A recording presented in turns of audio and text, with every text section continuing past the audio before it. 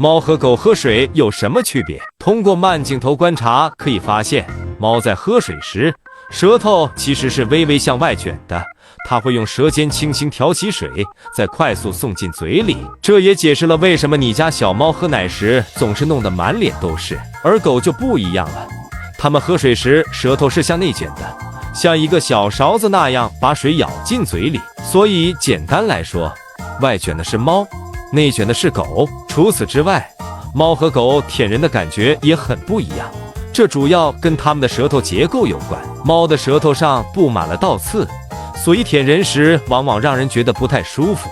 其实猫本身也不爱舔人，而狗的舌头表面比较光滑，它们舔人时通常让人觉得舒服得多。所以总结起来就是，不会舔的是猫，会舔的是狗。